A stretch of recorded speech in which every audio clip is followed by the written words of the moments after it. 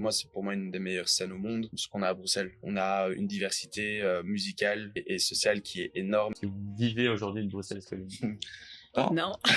Et puis il y a beaucoup de gens qui nous disent aussi, mais vous gagnez votre vie de ça. Non, pas du tout. Jamais. Enfin, à chaque fois. On n'a jamais vu un euro avec toi. C'est ça. Bienvenue sur le podcast Par les créateurs, pour les créateurs. Ici, on vous partage des discussions avec des personnes inspirantes pour vous encourager à créer. Ce podcast vous est proposé par Socialbox, agence spécialisée en stratégie sur les réseaux sociaux. Je suis avec Olivia et Charles. Bienvenue. Merci. Merci d'avoir accepté l'invitation. Et donc vous êtes tous les deux les fondateurs de Brussels Calling.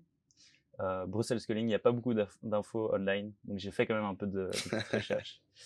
Mais donc il y a une info que j'ai trouvée, que j'ai traduite de l'anglais, qui explique donc Brussels Calling, c'est un compte Instagram qui vous guide chaque semaine avec les dernières news des événements, des artistes locaux et les clubs les plus chauds de Bruxelles. C'est une traduction de l'organisation de soirées dans des festivals et dans des boîtes de nuit à l'hébergement de leurs propres événements et open air. Ils mettent en lumière le meilleur de Bruxelles et des talents belges. C'est plutôt bien résumé. Ouais. C'est ce que j'allais le texte dire. me dit un truc, je pense que... Peut-être qu'il est écrit par vous-même. C'est possible je pense aussi que c'est dans une notre bio qu'on avait écrit à un moment. sur des LinkedIn. endroits super chauds de Bruxelles, mais... Peut-être pas dit comme ça, ouais. Non, mais oui, ça résume bien finalement. En fait, le but de Brussels Calling, c'est clairement de venir défendre et mettre en avant Bruxelles, ou la culture musicale bruxelloise dans son entier, que ce soit les artistes, les endroits, les promoteurs, les clubs, les événements, etc. Donc oui, je pense que le résumé est plutôt pas mal. Okay. Il y a pas mal de moyens par lesquels on passe pour faire la promo de tout ça. Mais ça, à mon avis, on va revenir dessus après. Mais oui, c'est un bon résumé. Hein. C'est un bon résumé. Olivia, convaincue aussi du résumé. Convaincue du résumé, vu que je pense que c'est un peu le nôtre aussi en vrai. Donc, donc en vrai, ouais, plutôt convaincue, c'est plutôt bon. Du coup, Olivia, peut-être tu peux te présenter en quelques mots. Ok, du coup, cofondatrice de Brussels Calling. Je suis graphiste de formation et on a décidé de lancer le concept avec Charles et ça a vite marché et je pense qu'on a un bon équilibre entre nous. Et plus personnellement, t'es de Bruxelles? Ouais. Okay. Bruxelloise. Et toi, Charles, en quelques mots? Moi, du coup, je viens de Bruxelles aussi. Je suis né, j'ai grandi à Bruxelles. Je travaille dans la musique depuis 6 ans aussi. Je suis manager d'artistes à côté. Je fais des bookings aussi. Mais c'est clairement, ouais, on a créé ce compte avec Oli 2021, si je me trompe pas, à la fin du Covid. Okay. Donc voilà, hyper dynamique aussi dans cette industrie ici à Bruxelles et c'est cool c'est un peu notre manière aussi de rendre et de mettre Bruxelles en avant parce que je pense qu'il y a énormément de qualité ici que beaucoup de gens de l'étranger ou même en Belgique ont pas accès facilement, donc je pense que c'est pour ça qu'on a créé aussi Brussels Calling. Ok, et justement Brussels Calling, comment est-ce que l'idée elle est venue t'as dit en 2021. Yes. L'idée elle vient d'où? En gros, on était avec Olivia, c'était après le Covid, donc je pense que tout le monde a eu vraiment le temps de bien réfléchir pendant ces 2 très longues années à plein de projets. Ouais. Et on en a vu plein sortir de terre aussi après ce confinement. Et donc en gros, avec Olivia, on trouvait que le résumé des soirées à Bruxelles était pas assez clair. En tout cas, les gens regardaient sur Facebook, il y avait des groupes, etc. Mais en fait, c'était pas du tout visuel et très à l'ancienne. Et c'était quoi à l'époque du coup? Facebook, il y avait que Facebook? Moi, je me rappelle à l'époque, c'était Bruxelles Event, un truc comme ça. C'était un groupe Facebook où tu pouvais justement trouver des résumés de tout ce qu'il y avait. Et moi, je faisais ça, je crois, mais vraiment plus jeune, quand j'avais genre 17-18 ans, pour trouver ce qu'il y avait à faire. Mais on s'est dit aussi, genre, comment dynamiser le truc parce que, qu'on se le dise, les gens, ils ont la flemme, quoi. Donc, te dire, OK, tout est mis sur Instagram, c'est vraiment l'endroit où on est le plus et tout est résumé là-dessus et plutôt l'histoire d'optimiser les recherches des gens, quoi, que ce soit plus facile pour eux.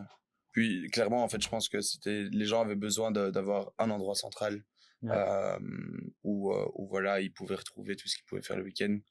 Et on a clairement vu aussi sur l'engouement qu'il y a eu au début sur la page, c'était assez fou en vrai, et on s'attendait pas du tout à ça de base. Nous, on voulait juste en fait aider les promoteurs et les artistes à regagner de la visibilité. Et maintenant, donc ça a pris plus le côté c'est plus le côté support, quoi. C'était vraiment que vous vouliez aider plutôt que les jeunes qui cherchaient des soirées de base. Je pense que c'était un peu des deux, parce que comme Charles est dans la musique, lui c'était ce côté-là, et moi j'étais plus genre à chercher plutôt à faire des événements. Et donc on s'est dit ok, on faut aussi qu'on mette en avant d'un côté la diversité que peut apporter Bruxelles dans la nightlife, et le côté comment faciliter la tâche pour trouver quoi faire, quoi. Donc on a vraiment réfléchi à comment optimiser en mettant toutes les infos, mais que ce soit aussi optiquement beau, quoi, tu vois. Donc c'est pour ça que je pense que ça a évolué, parce que quand on regarde le design les débuts sont rigolos. Les débuts sont rigolos, et heureusement ils sont dans nos archives. Dans nos archives. C'est clair. Je pense que le but vraiment premier, c'était en mode on veut juste aider aux endroits de gagner de la visibilité sur un endroit central, et je pense que c'est ce qu'on a fait. Et maintenant, finalement, ça s'est agrandi. On fait plein de trucs aussi à côté, donc voilà, quoi. Et vous vous souvenez, je sais pas, d'un moment ou d'un post ou quoi qui a vraiment fait exploser un peu le truc, ou le partage d'un artiste? Je pense que c'est la globalité des partages. On partage aussi bien des promoteurs émergents ou des gens qu'on connaît, qu'on adore, mais même qu'on connaît pas non plus, mais où le projet est vraiment fondé et où il y a une cool vision derrière. De l'autre côté, on met en avant aussi les lieux mythiques comme le Fuse, comme un C12, comme le Mirano aussi. On essaie de vraiment être le plus large possible et d'être très indifférent par rapport à tous les events qu'on met en avant. On essaie de mettre tout le monde sur le même piédestal. On fait jamais une promotion plus forte pour un event que pour un autre, parce que pour nous c'est important que le choix reste à la personne qui vient chercher sa soirée, que en fait nous, en train de mettre un promoteur par exemple plus en avant que les autres, pour moi c'est pas du tout le but c'était d'être neutre, quoi. C'est exactement ça. Vraiment la neutralité, parce que je pense que les gens à Bruxelles sont assez smart et cultivés pour vraiment être curieux d'aller chercher des trucs qu'ils connaissent pas et faire la recherche. Et donc c'est ça qui est plutôt cool, je trouve. C'était ce côté-là, centraliser un peu pour pouvoir ouvrir le champ des possibles quand tu te dis qu'est-ce que je peux faire comme event. Parce qu'à l'époque, il y a plein de petits événements, plein de petits collectifs qui se lancent et qui n'ont pas forcément les moyens. Et donc en vrai, avec nos weekly agenda, ça permet une bonne visibilité. En partant, vu le nombre de followers qu'on a, en vrai, c'est, je pense, plutôt cool maintenant. Et même pour les artistes, hein, après, je dis pas qu'on a inventé ou créé quelque chose, ça serait vraiment très déconnecté de notre part, mais je pense que le soutien qu'on donne souvent à des artistes ou des promoteurs récurrents, on voit quand même que du coup, l'attention arrive plus souvent et que l'artiste commence à plus jouer à Bruxelles, etc. Encore une fois, je pense pas que c'est grâce à nous, mais je pense qu'on fait partie d'une petite manière du développement de certains promoteurs ou de certains artistes. Donc voilà, on voit vraiment que ça peut aussi jouer dans cette faveur-là. Donc c'est cool. Mais il y a pas, parce qu'au départ c'était vraiment le côté weekly agenda, mais il y a eu aussi après la curation et nos événements à nous, où là justement c'était le but de faire la line-up le plus possible bruxelloise, en mettant justement des artistes émergents belges, et en vrai ça aussi on a remarqué que ça aidait, et c'était le but, donc on est plutôt content de ça. Et pour rentrer dans le vif justement, est-ce que un de vous deux peut partager son téléphone et peut-être montrer, aller sur la page Insta qu'on regarde ensemble? En vrai, au tout début de Bruxelles Calling, le but ici c'était de mettre en highlight les weekly agenda. Donc c'est-à-dire, imaginons, tu sais pas ce que tu fais de ton samedi, tu cliques dessus. Donc dans les stories à la une, tu vois le samedi tous les événements qui défilent. Exactement. Et alors après, tu as toutes les infos, c'est-à-dire l'heure, la date, la line-up, le style musical et le prix. Et alors, tu as leur visuel aussi pour que tu puisses un peu te projeter dans l'ambiance. L'heure, la date, l'adresse. Et puis à un moment, on s'est dit, OK, qu'est-ce qu'on peut faire de plus? Et donc, c'était faire des événements que nous, on met du coup en post. Ok, donc tout ce qui est publication, c'est vos événements en fait. Pour le moment. Ok. Alors parce que là il y a de la réflexion, de la recherche. Et donc en gros c'est pour ça aussi qu'on a mis 3 posts explicatifs de ce qu'on fait. Donc t'as le côté weekly, comme je viens de dire, les agendas. T'as l'autre où c'est de la promo. Donc en fait au départ on fait des short vidéos ou plus longues pour mettre justement en avant des collectifs. Ok. Et là on en a déjà une qui a bien fonctionné et c'était sur Magma, le collectif. Ouais. C'est des mini-docus qu'on fait sur un artiste, un collectif, une sortie de chansons. Bon, il y en a que un pour l'instant, mais c'est des choses clairement qui vont revenir en 2025. Parce que pour nous, c'est important, encore une fois, de mettre en avant justement cette scène bruxelloise. Ouais. On a une culture de malade, on a des artistes de fous, on a des events de dingue aussi. Et c'est un peu notre manière de juste créer de la visibilité pour ces personnes qui travaillent comme des fous aussi sur des projets et ils le méritent. Et des fois, on fait pas vraiment assez attention, je trouve, à ces collectifs ou même des boîtes de management, de booking, etc. Il y en a des super, il y en a quelques-unes qui viennent de se lancer aussi, je pense directement à Roots, qui est une agence qui a été créée par Ludo, et Water et Blythe qui bosse aussi pour le Fuse, mais qui est une super agence de booking d'artistes qui vient d'être lancée. Enfin bref, il y a énormément de sujets sur lesquels on peut parler, et je pense que l'attention, il mérite cette attention-là. Ok. Donc nous on le fait avec plaisir et c'est hyper important, quoi. Ouais. Et du coup, au départ, là, on était un peu en réflexion sur notre communication parce que quand on fait des événements, on mettait ça sous forme de 3 posts, mais ça nous bloque un peu. On peut pas être autant organique que ce qu'on souhaiterait. Niveau design, t'es contente, mais après, c'est ça. Tu peux pas être aussi fluide que si tu pouvais faire un post. Et donc là, on a préparé des templates pour pouvoir mettre en avant aussi, que ce soit, comme Charles disait, des agences, des collectifs, des artistes. Même une soirée spéciale où, par exemple, moi je pense aussi à un club là qui vient d'ouvrir, le Beast Club, qui est très cool aussi, mais essayer de faire plus des focus sur ces lieux-là, faire des focus sur des artistes, etc. Donc je pense qu'on n'a pas peur à dire qu'on voudrait être un média qui est beaucoup plus large que ce qu'on fait maintenant. Il en existe, mais je pense que on veut vraiment centraliser cette attention sur la Belgique, globalement Bruxelles, mais la Belgique, je pense que c'est important aussi parce qu'il n'y a pas que Bruxelles. Et donc voilà, je pense que il était temps de se moderniser et de faire quelque chose de différent aussi avec Brussels Calling. Je pense que c'est important. Et de continuer à apporter justement ce petit coup de pouce qu'on faisait au début. Et ça, c'est vraiment le fil rouge, hein, c'est le leitmotiv clairement de Brussels Calling. Nous, on veut mettre parce que je pense que c'est aussi un bon moment d'expliquer que la culture, elle est hyper importante pour nous, pour les jeunes, pour l'éducation, pour la mentalité, pour la santé mentale des gens en Belgique. Et on en a vraiment besoin. Et donc, du coup, on essaie de contribuer à ça avec cette page-là. C'est pas tout, mais je pense que c'est important de sensibiliser les gens autour de nous aussi que on a besoin de ça en Belgique et que sans ça, on serait un peu perdu, je pense. Clairement, on en a besoin, c'est sûr. Ouais. Et pour revenir un peu sur la page Insta, si on clique sur le lien dans votre bio, moi j'ai vu trois axes. Et donc tu as les prochains événements. Et tu peux aussi remplir un formulaire si tu as un événement. Exactement. Ou remplir un formulaire si tu as un artiste. Ma question c'est pourquoi ces trois créneaux? Et est-ce que du coup maintenant il y en aurait des nouveaux avec l'update de Bruxelles Calling? Il y a un nouveau en plus. Eh ben oui. On a fait mis dedans. Il y a un nouveau. Oui, non, pas encore tout à fait. Si, mais je pense que c'est plus l'axe global, encore une fois, hyper large. Il y a les artistes parce qu'on est toujours à la recherche d'artistes émergents. C'est le forme plutôt pour si on fait des events et des line-up. Donc ça, c'est que l'artiste ait 50 followers, 150 followers, ou je sais pas, 5000 ou 10 000. Nous, on va vraiment créer les line-up pour nos événements d'une manière où on veut vraiment mettre en avant tout le monde. Et puis il y a les weekly où en gros chaque promoteur peut remplir le forme. Ça, c'était suite à une demande. Parce qu'on avait, à force, on avait beaucoup de messages dans nos DM en mode on fait tel truc, on a tel event, telle date, machin. Et donc, on s'est dit comment un petit peu optimiser ça parce que on se dit, derrière le projet, on est quand même que 2.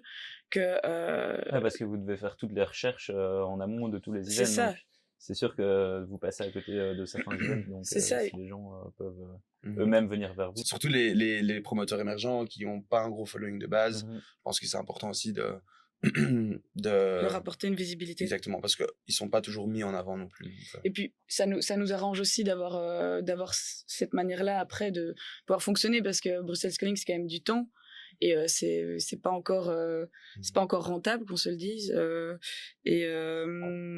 et donc oui là c'était vraiment histoire de simplifier la chose aussi et que les gens puissent avoir un accès plus facile et comme l'artiste forme comme tu as dit pour nos line-up et pouvoir avoir justement d'autres accès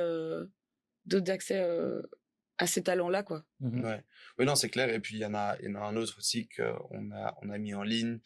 C'est un projet, et surtout quelque chose qu'on voudrait dans le futur mettre en avant aussi, c'est l'art digital, ou l'art plus, au sens plus large du terme, pas que digital, mais vraiment l'art global.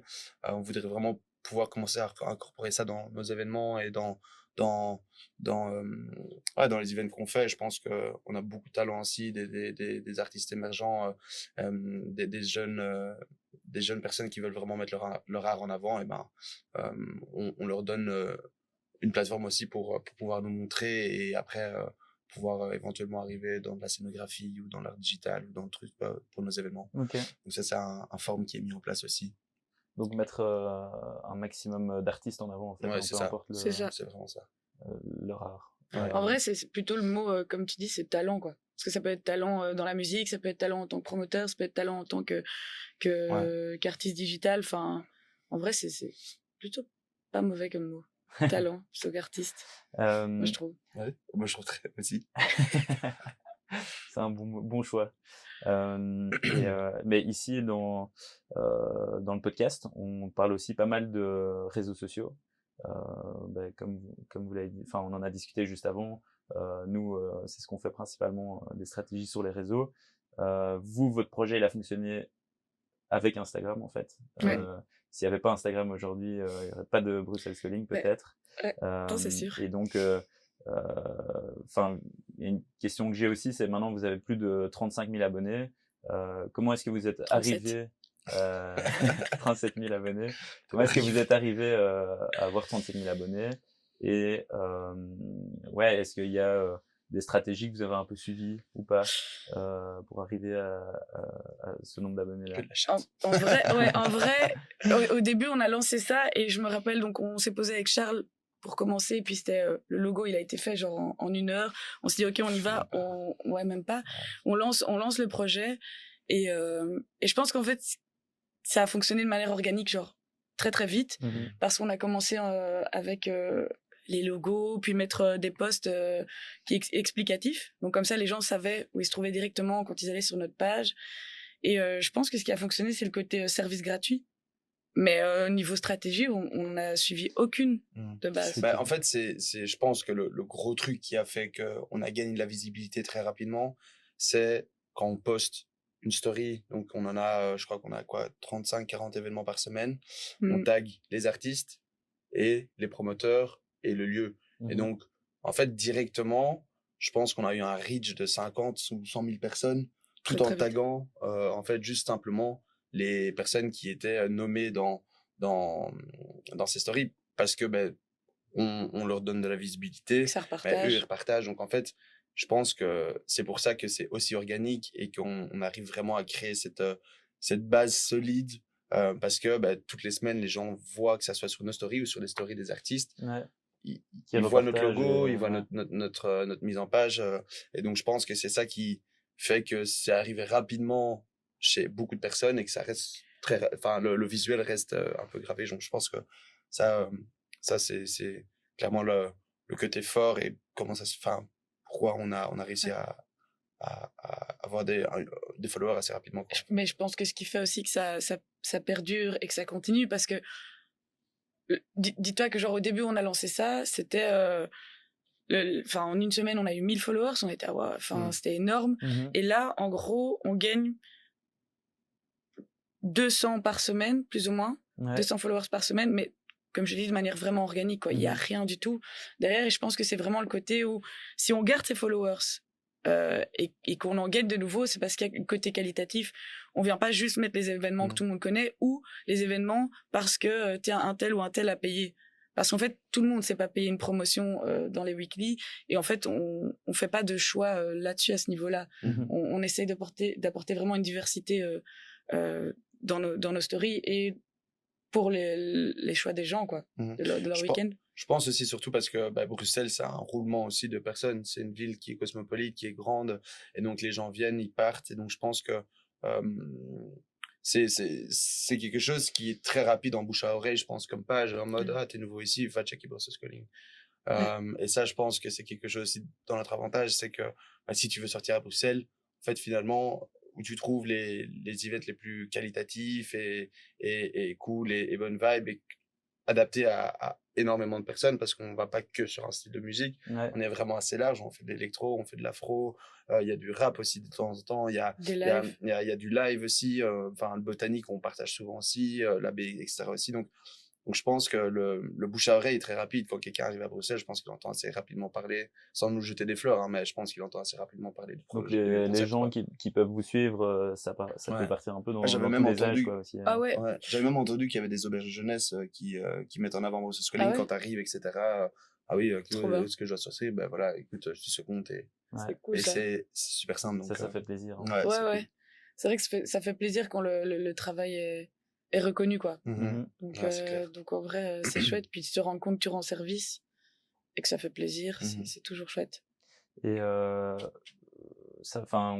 parle de Bruxelles, ça rejoint pas mal ma prochaine question. Qu'est-ce que vous pensez de justement la nightlife à Bruxelles, enfin en tout cas tout ce qui est événementiel?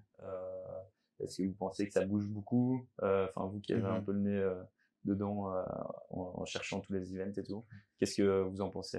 Je trouve qu'elle est incroyable, que pour moi c'est pour moi une des meilleures scènes au monde, ce qu'on a à Bruxelles. On a une diversité musicale, culturelle et sociale qui est énorme et qui est acceptée par tout le monde.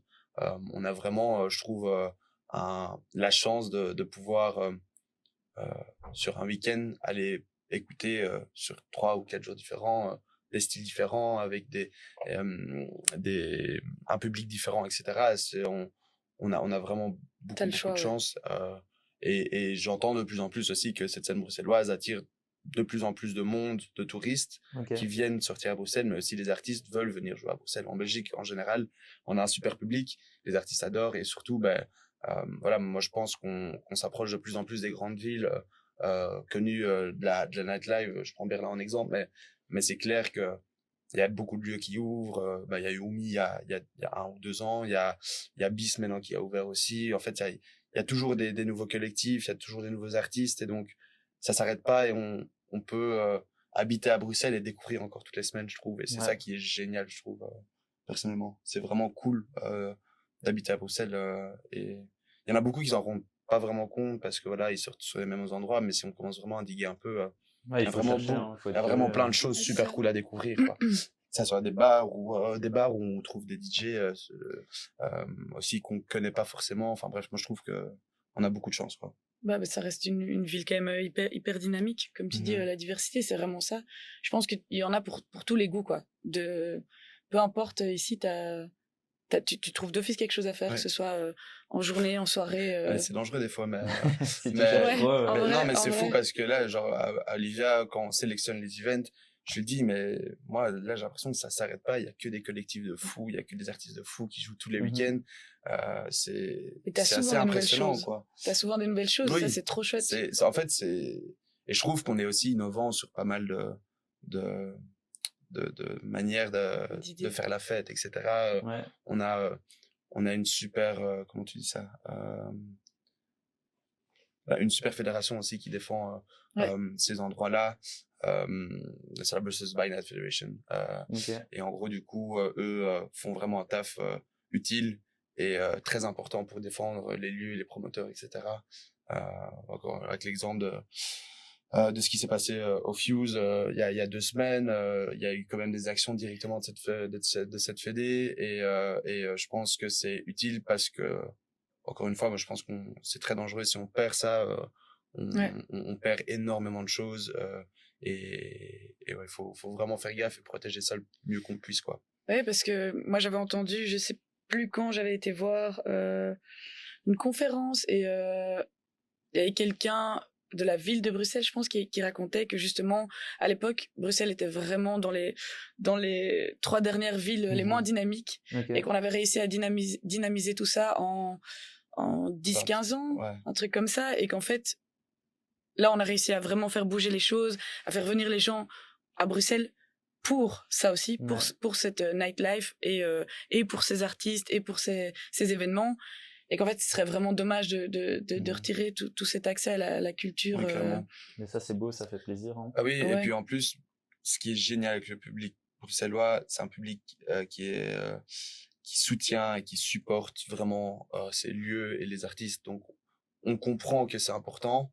Et on a vraiment, quand on voit souvent les ticketing avec les community tickets, avec community tickets que tu peux acheter plutôt pour les personnes qui ont moins de moyens, ou aussi des tickets où tu peux donner plus d'argent au promoteur pour vraiment l'aider pour le soutenir tout simplement. Je trouve qu'on a une scène, des entrées de clubs où tu joues l'entrée ED, où c'est un prix ouvert, etc. Donc en fait, je trouve qu'on a vraiment une mentalité qui est une offre qui est vraiment hyper ouverte. Le mindset il est génial et tu l'as pas dans beaucoup de villes en Europe, je pense, ce mindset là. Et est-ce que vous avez du coup un endroit un peu du moment que vous kiffez bien à partager? T'en as un, toi? Ou pas spécialement du moment, mais un endroit où vous avez été, que vous avez bien kiffé? Je reviens dessus. Voilà, je réfléchis, mais le Beast Club qui vient d'ouvrir, je pense que ça va être un très très chouette endroit. Ils font même des super line-up. Il y a le lac aussi qui a réouvert, qui est un chouette espace et un chouette lieu aussi pour aller danser ou aller boire un verre. Donc en fait ça s'arrête pas. Il y a toujours des nouveaux trucs. Il y a de la place à Bruxelles pour les nouvelles choses. Pas tant, je dirais. De moins en moins. De moins en moins, parce que regarde, le BIS, il s'ouvre à Berkensatagat. Donc, quand je dis de la place, c'est de la place pour les nouveaux projets. C'est ouvert. Ah oui, on est pas ouvert. De la place au niveau espace, pas de la place physique. Mais t'as de la place pour créer ton projet. Ici, on sera jamais fermé, je pense, Bruxelles, aux nouveaux projets et avoir de nouvelles choses. Non, jamais. Et puis, la place physique, c'est plus compliqué parce que, on voit les histoires avec le Fuse ou d'autres clubs qui ont vraiment du mal à gérer avec ce voisinage. Je crois que, si je dis pas de bêtises à vérifier, mais il y a eu un conseil début de semaine où du coup la fédération a mis ça en place en disant que tout nouveau riverain ou aux constructions qui se font à côté d'une boîte de nuit n'a pas le droit de venir entraver l'activité de cette boîte, à vérifier, mais je pense que c'était début de semaine. Donc en fait, il y a plein d'actions qui sont mises en place aussi pour protéger cette nightlife. Donc cool. Faut juste bien choisir son appart, quoi. Exactement. Pas le bruit. Exactement. Mais je pense qu'il faut être conscient de ça. Moi, j'ai une pote qui habite littéralement à côté du Fuse. Sa fenêtre donne sur le backstage du Fuse. Elle sait qu'elle habite là, et puis voilà, j'espère que elle aime bien les subs pour s'endormir, mais à mon avis, elle a pas de souci avec ça. Donc, non, il faut juste savoir où on va habiter, ça c'est sûr. C'est comme quand on achète une maison, on regarde si elle est sud, nord, c'est la même chose. En habitant en ville, il faut prendre en compte les éléments qui sont autour, quoi.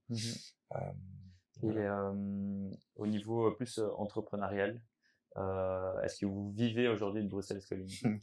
Non. Je pense qu'on n'a jamais touché un euro avec Bruxelles Schooling, pour être honnête avec toi.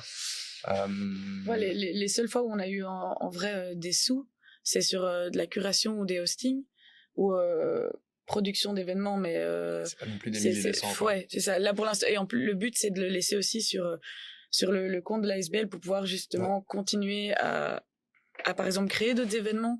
C'est vrai que créer du content, créer de la visibilité, etc. Tout ça, ça a des coûts. Et pourtant on est que 2 pour l'instant, justement parce que on peut pas se permettre d'engager quelqu'un ou de en fait, on veut se payer. On veut, si quelqu'un on veut en fait travailler avec des gens, ça c'est clair, mais on veut que ces personnes arrivent dans des bonnes conditions, etc. Donc c'est des choses qui vont arriver, qui sont en train d'être mises en place. Le but et l'idée, c'est vraiment d'agrandir l'équipe et de pouvoir proposer beaucoup plus de contenu et d'informations, d'actualité, de visibilité. Ben voilà, c'est des choses qui mettent un peu de temps enfin qui prennent un peu de temps à mettre en place. Donc voilà, ça va arriver. Et vous avez est-ce que vous avez l'objectif d'en vivre un jour ou pas forcément? Oui, je pense, c'est clair. Moi, ouais, c'est dans mes objectifs. Mais je pense, c'est sûr, quand on crée quelque chose et que ça devient... C'était pas le point de départ, en vrai. Au début, c'était vraiment juste un peu, tiens, on va essayer de rendre service, mais c'est vrai que là, vu l'ampleur que ça, on peut. À faire, quoi. Et puis, il y a beaucoup de gens qui nous le disent aussi, mais vous gagnez votre vie de ça? Non, pas du tout. Enfin, à chaque fois. On n'a jamais vu un euro avec c'est ça. Et à chaque fois, enfin, en tout cas, l'argent reste dessus. Et quand je dis de l'argent, c'est pas, c'est vraiment minime, quoi. On peut pas faire grand chose avec ça. Non. Je vais encore regarder le compte tout à l'heure. Et en vrai, non, le but, c'est de se dire, oui, quand on a vu que ça bougeait comme ça, ok, qu'est-ce qu'on peut faire de plus pour pouvoir rendre encore plus service? Ben, il faut aussi de l'argent. Parce que le temps qu'on met dedans, c'est le temps que, par exemple, dans mon cas, moi, je peux pas mettre sur d'autres projets, mais c'est pas facile de vivre en tant qu'indépendant, qu'on se le dise aussi. Je pense que les gens doivent comprendre qu'il y a du travail qui est fait derrière. Et oui, évidemment que notre but, c'est d'aider les gens à les mettre en avant, mais que aussi, voilà, ça nous prend du temps et de l'énergie, et que c'est toujours plus agréable de travailler quand on sait que voilà, on peut aussi nous commencer à en vivre, etc. Mais c'est des choses qui sont en train d'être mises en place aussi. Je pense que les promoteurs vont incessamment sous peu recevoir un super cool courrier avec plein de propositions de promos, etc. Mais ça, on est en train de travailler dessus. Et voilà, donc je pense que tout le monde est conscient, et les gens avec qui on travaille ou avec qui on parle, qui sont cette rêve, souvent ils sont là, vous devrez commencer à monétiser ce truc-là. C'est vrai, vous avez raison. Et donc du coup, on a pris tous ces feedbacks en retour, et on est en train de tout mettre en place pour pouvoir gérer ça. Oui, évidemment que pour que ça devienne viable, c'est toujours chouette qu'on arrive à vivre du bébé qu'on a créé en fait ensemble. Et voilà. Mais je pense aussi que du coup le temps que tu mets dedans, il est plus comment expliquer, il est optimisé, quoi, parce que là, le temps qu'on met dedans, c'est parfois compliqué. Tu t'annules un rendez-vous pour Bruxelles Calling, mais d'un autre côté, oui, c'est ton bébé, comme l'a dit Charles, mais c'est compliqué aussi. T'es là, attends, là j'aurais pu avoir des sous, j'aurais pu, par exemple, je vais pas mettre plus de sous pour autre chose, mais là avec Bruxelles Calling on peut pas. Donc oui, et pour aider les gens, il faut aussi des sous. Donc du coup, à long terme, c'est pas le but. Clairement, mais je pense que c'est clair que c'est plus agréable au moment d'arriver dans un environnement où on sait qu'on peut arriver à vivre de ce qu'on a créé. Donc après, on est en 2025, vous avez commencé en 2021. Ça commence à faire long. Vous avez fait grossir votre bébé de manière organique, sans mettre de promo dans la tête des gens. Maintenant, non, je pense, voilà. Et puis on va pas faire du commercial pour faire du commercial. On restera toujours dans notre, on gardera toujours notre fil rouge. En disant voilà, on met des gens en avant parce qu'on aime le projet, parce qu'on aime l'artiste, parce qu'on veut vraiment soutenir à notre manière. Mais bon, après derrière on peut créer de la visibilité qui est encore plus grosse, un peu ce que vous faites aussi, quoi. Je pense que pour vous aussi c'est difficile à dire à un client, bon, on peut vous faire tout ça gratuitement, et puis après on verra. Non, je pense que à un moment il est temps et voilà, de faire comprendre que le travail aussi, le travail c'est du temps, et le temps, souvent c'est cool de pouvoir être rémunéré grâce à ça, quoi. Mais comme tu dis, ça retirera en rien la qualité et les recherches derrière, quoi, dans le sens ça peut que l'augmenter, je pense. Oui, mais c'est le côté où plutôt on va pas se dire tiens, un événement auquel par exemple on croit pas, où il y a des mauvaises idées derrière ou des choses comme ça, il y a quand même, on va pas prendre l'argent pour prendre l'argent. On va rester quand même sur la qualité et pointilleux sur ce qu'on offre. Parce que c'est ce que notre public attend aussi, je pense. C'est ça. Donc voilà. Et ce qui est beau, je trouve, dans votre projet, c'est que du coup, ça fait autant d'années que vous le faites. Vous êtes lancé sans même avoir, peut-être que vous avez eu un moment une idée de se dire, peut-être comme ça et moi qu'on soit rémunéré ou quoi. Et donc vous êtes lancé, vous l'avez fait. Et ça, je pense, c'est vraiment un conseil s'il y a des plus jeunes qui écoutent et qui veulent se lancer dans un projet. Parfois, il faut pas trop réfléchir. Vous l'avez dit, votre logo, vous l'avez fait en même pas une heure, mais un logo, in fine, ça se retravaille. Donc, lance ton projet et puis quelques années après, quelques mois après, Ouais, tu De vois fou, comment tu peux monétiser ça. ouais, c'est sûr. de Donc fou. ça, Et c'est un... je pense clairement que le fait de se lancer, c'est jamais un gros risque et que ton idée va être défendue de la meilleure façon si toi t'y crois à fond. Et je pense que c'est vraiment un conseil que je donne. Si vous avez une idée, vous voulez exploiter, faites-le. En fait, ouais, Faut vraiment pas y aller à reculons. Si vous y allez, allez-y et donnez tout dedans. Et puis voilà. Si ça marche pas, c'est pas grave. Au moins vous aurez appris, vous grandissez grâce à ça aussi, tu vois. Donc je pense que euh, entreprendre c'est pas dangereux, mais faut juste y croire et le faire quoi, je pense. Mhm. je pense que ouais, pour rebondir à ce que tu dis, c'est juste, il faut pas écouter ses peurs, quoi. Mm. Comme tu dis, là, on s'est lancé sans réfléchir en se disant, OK, on y va. Et même maintenant, on en rigole, comme on disait tantôt, quand on regarde les designs d'avant, enfin, c'est un sketch. Enfin, moi aussi, j'ai grandi dans la manière dont je travaille, Typo 42. dont je design. Non, quand même pas. C'est juste que Ah, je rigole, c'était mais moins bien organisé je et rigole. c'était mignon, quoi. Genre, Ouais. en Oui, vrai, c'est c'était ça. mignon. Et on l'a fait. Et au final, maintenant, on avance. Et toute façon, dans la vie, de manière générale, tout est perpétuellement en changement et il faut s'adapter et se dire, OK, go, Ouais. je me lance et j'ai pas peur. Ah, tu gagnes de l'expérience et surtout, Ouais, bah, c'est en se plantant t'apprends. qu'on grandit. Genre, euh, on le voit dans tous les métiers à côté aussi. Bien C'est sûr. important de des fois pas réussir parce que Mhm. C'est trop facile. à un moment, enfin oui, il y en a qui arrivent, etc. Mais je pense que c'est important d'être des fois dans le dur et de se dire, ok, waouh, ok, j'ai pas bien fait ça, qu'est-ce qui se passe, comment ça se fait, trouver les raisons, mettre en place des choses qui font que en fait, euh, tu referas pas cette même erreur ou en tout cas t'apprends et donc voilà, et c'est ça qui est génial aussi quoi. C'est de voir, de prendre un peu de recul des fois, regarder au-dessus de son épaule et dire, ok, waouh, on est passé à travers tout ça. Et on a achieve quand même des cool trucs, c'est vraiment, c'est gratifiant de fou, Mhm. quoi. Ouais, clairement. Et bah, ça, c'est plus un conseil pour je pense, des gens qui ont un projet à lancer, Mhm. plus entrepreneurial. Mais est-ce qu'au niveau artistique, pour des jeunes artistes qui veulent se lancer et qui ont peut-être un peu peur du vide, Mhm. est-ce que vous avez des conseils pour ces Mhm. artistes-là? Ouais, il y en a plein. Allez-y, croyez en vous, ce que vous faites et surtout, c'est peut-être hyper générique et je l'ai dit l'autre jour aussi Ouais. au Hangar Talks, mais soyez authentique.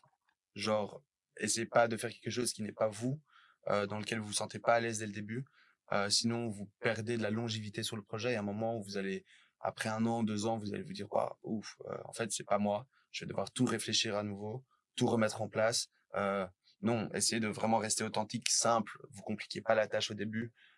Et puis surtout, mettez du temps, mettez de l'énergie et avancez à fond dedans parce que voilà, c'est ultra important. Mais ouais, l'authenticité pour moi, elle est hyper importante et on le voit aussi, enfin dans le taf que je fais à côté, on a beaucoup d'artistes des fois qui viennent vers nous et qui nous disent ok, on voudrait faire ça ou jouer là-bas, etc. Et puis on voit le projet et on sent qu'en fait c'est pas vraiment la personne qu'on a en face de nous Mhm. et donc c'est toujours un blocage aussi là-dedans. Donc essayez de Authenticité. comprendre qui Ouais, vous c'est Ok. ça. êtes en premier et ce que vous voulez dégager et puis après mettez ça en place dans un projet. Et après, je pense, pour rebondir sur ce que tu dis, je pense Mm. aussi, un conseil que je pourrais donner, c'est juste de se dire, c'est pas parce que tu t'es pris un non que tu dois t'arrêter. Mhm. Parce que des noms, t'en auras plein. Et c'est ça aussi qui te permettra sûrement d'évoluer, de te remettre en question pour avancer encore Ouais. plus. Pour justement, un jour, t'as un oui. Et ce oui-là, Ouais. c'est celui qu'il fallait parce que tu t'arrêtes juste avant, qui te dit qu'après tu l'as pas eu et que ça te permet de soit t'exposer ou une rencontre ou un truc. Parce que Charles, au final, on s'est connus en fait grâce à mon copain et Ouais. si si on s'était pas dit ok viens on lance le truc ben Si on voilà n'était pas sur le bel gars, sur une journée lancée avec une bière voilà en main, c'est ça. Mais non, mais c'est exactement ça. Et puis surtout, faut pas avoir peur de se prendre des stops. Moi, je dis toujours qu'un non, tu l'as, un oui, tu l'auras peut-être. Donc vas-y, en fait, faut toujours oser aller demander et prendre du conseil où on peut prendre du conseil, c'est-à-dire partout. Que ça bien soit, sûr c'est bête à dire, mais que ça soit tes grands-parents ou des personnes qui sont CEO d'une boîte, ben finalement, tu as toujours des bons trucs à retirer de ces Ouais. conversations-là. Et donc, faut c'est être d'être le téméraire plus large possible. Et écouter ce que les gens ont à dire autour. Évidemment, on a notre idée, mais c'est toujours bien d'écouter aussi le feedback, quoi. Et petite question un peu plus tricky. On a vite fait parler juste avant. Si Instagram est banni aujourd'hui, Qu'est-ce que vous faites? On a déjà eu quelques petites frayeurs là quand ils ont parlé du changement avec les highlights, donc les stories à la une. Et c'est vrai que j'ai eu un petit coup de chaud et j'étais là genre oh non. Elle m'appelle la Charles, ils vont tout changer. Je me dis t'inquiète. Non ouais, j'ai eu un coup de chaud, mais en plus c'est tout à fait possible de dire qu'un jour même ton compte, même pas juste Instagram, mais ton compte on te dit ciao et on te le ferme. Ouais.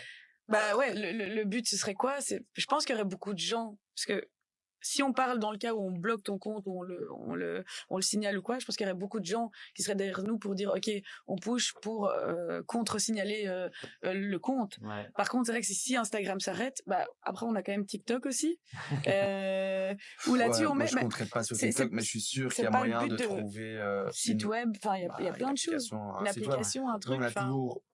On n'a jamais voulu faire une application. Par la simple et bonne raison qu'il y en a déjà qui existent, et je pense que les gens sur une application, on est vraiment, mais il y en a plein. Un next step d'aller sur une app. Je sais pas si c'est un next step parce que Instagram c'est très simple, on est dessus, on n'a qu'à changer et aller chercher quelque chose d'autre pour tomber sur cette page-là, et on partage ces trucs avec nos potes. Évidemment, on peut mettre ça en place sur une application aussi, mais le point de départ. Pourquoi changer d'une application qui est là, qui est fonctionnelle et qui est peut-être plus fonctionnelle que beaucoup d'apps. Il y a des autres personnes à Bruxelles qui font ce qu'on fait, mais finalement, on voit qu'il y a quand même une complexité. Je pense que le point de départ... Plus compliqué. Ouais, une complexité. Bon. C'est ça. Parce qu'au départ, le point de départ, c'est pourquoi on n'a pas fait cette application, parce que oui, on y avait pensé. Et moi, direct, j'ai dit, le but, c'est comme tu dis, les gens, ils ont la flemme. Ils sont tout le temps sur Instagram. Tiens, ok, tu vas vite voir dans Bruxelles Calling. Tu dois pas aller dans une application qui parfois peut être moins straight to the point pour trouver. Enfin, là, c'est assez simple. Tu cliques dessus et en général, le reach on le fait pas au moment où on poste. Le reach on le fait le week-end dans le highlight encore plus. Parce que les gens, c'est à l'instant T qui veulent aussi rechercher, ou parfois ils programment, mais le Belge est plutôt last minute sur ce qu'il a envie de faire du week-end. Ouais, pour notre génération, c'est last minute est dépendant du temps surtout aussi. Ouais, ça aussi. Mais non, je pense voilà, si Instagram, il y a toujours une solution. Ou si on bloque notre compte, ou si Instagram ne marche plus, ou s'ils changent leur manière de fonctionner, oui, on tombera sur nos pattes, ça c'est sûr. On a déjà des idées et des plans de sortie aussi, ça on en a. Pour l'instant, on est bien chez Instagram. C'est juste qu'ils pouvaient éventuellement empêcher des bugs qu'on peut taguer trop de personnes sur les stories, ça serait génial. Ouais, j'espère qu'ils vont écouter un jour. Mais j'en doute. Coucou. Salut Instagram. Si Instagram continue, j'espère, il n'y a pas de souci avec Insta. Bruxelles Calling dans... Olivier, tu me donnes un coup de chaud là. Cool. Et Bruxelles Calling dans 3 ans ou dans 5 ans, c'est quoi l'objectif? Vas-y. À long terme, ouais, c'est vraiment de faire plus vraiment nos propres productions de A à Z. Mais comme je dis, ça demande un coût. Et un coût, là, pour l'instant, on peut pas trop se le permettre. Il y a aussi cette idée de pourquoi pas grandir et faire... En fait, le but sera toujours de mettre en avant le plus possible la scène bruxelloise, que ça soit à travers nos events, un festival, continuer la curation, le hosting. Le but, ça sera toujours d'avoir cette plateforme, et on voudrait vraiment avoir cette plateforme qu'on peut exporter à l'international aussi. Okay. Donc, c'est-à-dire amener cette scène bruxelloise, l'amener à Paris, belge. à Londres, à Berlin, aux États-Unis, en Amérique du Sud. Enfin bref, évidemment, c'est des choses qu'on peut rêver. Il y a déjà des structures qui sont mises en place. Je sais que la Fédération Wallonie-Bruxelles font ça déjà, etc. Mais je pense qu'on peut trouver un moyen vraiment de pouvoir exporter notre scène, parce qu'elle est tellement incroyable, diverse. Enfin, moi, je suis très, très fan. Et voilà, mais je pense qu'il y a le leitmotiv sera toujours là, mais avec des ambitions plus grandes, clairement, pour dans quelques années, quoi. Donc, pareil, mais avec des ambitions plus grands, quoi. Plus de monde. Ouais, je pense. C'est ça, parce que si t'as plus de moyens, tu peux plus défendre et mettre en avant d'autres personnes, d'autres lieux, justement, et je pense que c'est un peu le but aussi des acteurs locaux, ce genre de choses. Ouais. Et sur les plusieurs années que vous avez eues, là, est-ce que vous avez une petite anecdote sympathique à raconter, drôle, une super. un truc. Une super. Non, mais il y en a une. En fait, on en a pas tant, mais. On en a pas mal aussi, d'un autre côté. Oui, on en a plein, mais on en a que voilà. On va garder pour nous. Oui, non, mais en fait, c'était une anecdote un peu plus symbolique pour nous dans le sens où on avait lancé Brussels Calling depuis un mois, je pense. Je suis sur la terrasse en train de manger un bout avec des potes. Et à côté de moi, j'entends en fait quelqu'un parler de Brussels Calling. Et c'était la première fois où on a vraiment eu ce truc où quelqu'un en public parle de quelque chose qu'on a créé. Très random et après on commence, enfin je parle avec cette personne là et tout, et puis il dit à la fin que il a rencontré en fait son copain via Brussels Calling parce qu'ils sont allés ensemble à une fête, enfin bref. Et donc du coup en fait le fait de déjà entendre que le projet se diffuse et que d'autres personnes le connaissent, pour nous c'était un premier step. Et puis après voilà, le fait de pouvoir rapprocher des gens, c'est pour ça qu'on l'a créé. Et donc c'est ça qui était génial en fait à ce moment-là. Donc Oui, tu m'as appelé direct appelé, je fais allez viens. Tu verras jamais. Non, On mais crée des couples. non, mais c'est ça, mais c'est trop cool. C'est pour ça qu'on le fait. Et puis aussi, clairement, le fait d'avoir des artistes qui viennent nous voir en disant, ah, les gars, merci de nous avoir bookés. Par exemple, on a fait une super scène à Dour l'année dernière où on a mis que des B2B bruxellois. Il y a pas mal de gens qui nous remercient après et qui disent, oh, il y a vraiment un impact, un avant et un après avec la promo, etc. Donc ça, pour nous, c'est pas des anecdotes, mais c'est des choses qui sont vraiment c'est du fuel par rapport à notre moteur. Ça nous donne envie de continuer encore ce qu'on fait. Et en fait, finalement, on a toujours cette alimentation de reconnaissance par rapport aux gens, et c'est constant, donc c'est super cool, quoi. C'est ça qui est ouf. En vrai, c'est le retour des gens, que ce soit, comme tu dis, toi, plus le côté artiste, mais il y a aussi le côté, je veux dire, customer, sa façon de parler. Enfin, les gens, ils sont là, mais merci de nous rendre service. Ou si par exemple on poste un petit collectif, ou pas petit, mais un collectif émergent, et en vrai, ils nous disent merci. Ils sont genre, on reçoit des cœurs et des trucs. Enfin, bon, parfois t'as des gens un peu moins sympas, peut-être pour dans l'anecdote, c'est pas ça, c'est ça. Oui. Écoutez l'info. Oui, ça vraiment. On peut pas, les gens parfois sont pas respectueux du style, c'est pas ça le style, c'est ça. T'es là, écoute, nous on fait nos recherches. En vrai, vas-y. C'est un message, les gars, on fait ça indépendamment, on n'a jamais gagné un euro, on fait ça pour vous mettre en avant. Juste si on se rate, si on se rate, un bonjour, c'est génial déjà. Un merci aussi, super. Et voilà, tout le monde n'est pas aussi gratifiant, mais voilà, on le fait pour vous mettre en avant. Donc n'hésitez pas surtout à. C'est ça, en fait, juste le merci à la limite, c'est pas grave, c'est juste le respect de se dire que toi t'es là, genre tout mignon, tu fais ton truc, et puis t'as quelqu'un genre de carrément désagréable, quoi, genre qui te répond mais vous foutez de la gueule, déjà il y a une faute, t'es là, attends, je viens de faire 30 stories, comment veux-tu enfin d'office il y a un petit peu des fautes de frappe ou des choses comme ça, et tu te fais parler, c'est un sketch, après. Et malheureusement, des fois, c'est rien par rapport à tous les remerciements qu'on a. C'est même pas 1%. Non, mais on en rigole ensemble, en vrai, c'est marrant. Et puis, il y a aussi des personnes, c'est génial, un peu, qui nous envoient des DM en pensant qu'ils envoient des messages à leurs potes, et on voit vraiment des chouettes. Des fois, des fois, c'est marrant. Vraiment, il y a des trucs qui sont très drôles, mais on n'est pas une page de chat. Et ça prend du temps aussi, regarder tous les messages. Ça nous fait plus qu'autre chose, mais les petits screenshots, le nombre de screenshots qu'on s'est envoyés, il a vu. Et puis les supports des gros artistes aussi, je pense à genre de Bless Madonna, ça c'était ouf. on avait on en a eu plein, les repartages, bref, on partage vraiment de gros artistes qui nous repartagent. Merci. Parce que c'est cool et ça nous donne de la force, et voilà, je suis pas toujours sûr qu'ils savent ce qu'on fait, mais non, mais ça veut dire du coup ils trouvent ça cool. Peu importe, ça veut dire déjà que c'est peut-être selon eux pas trop moche, et que l'info est plutôt intéressante. Ouais, c'est ça. En vrai, c'est chouette. Et du coup, où est-ce qu'on peut vous retrouver sur Insta, Brussels Calling, pour votre projet, et pour le côté plus perso, pour des demandes particulières? On a les formes qui sont mises en place. Si jamais il y a vraiment des demandes particulières, vous pouvez DM sur l'Insta aussi. Sinon, c'est info@brusselscalling.com. Vous pouvez nous envoyer aussi des mails pour ceux qui préfèrent. Non, mais non, c'était ton profil à toi, je crois. Perso, non, mais on va garder toutes les demandes vraiment sur le profil Brussels Calling, je pense. Sinon, c'est Charles et Olivia, vous allez arriver à nous trouver rapidement, mais je pense que oui, s'il y a vraiment des demandes, que ça soit des collaborations, des mises en avant, etc., tout ça, c'est le mail aussi, je pense, qui peut être mis. Puis on est quand même assez proactif dans les DM, quoi. On n'est pas à ne pas répondre, quoi. Donc même chaque repartage de story, on les like, genre on se donne, quoi. En vrai. C'est la reconnaissance. Si, mais donc on remercie aussi ce côté-là, quoi. On n'est pas pas réactif. En like, ouais. C'est comme un remerciement. Donc, n'hésitez pas à aller suivre Bruxelles Calling. Toutes les infos ont été données par Socialbox aussi. Du coup, le podcast, c'est par les créateurs pour les créateurs. Génial. Vous pouvez l'écouter sur... oui, et créatrice, bien sûr.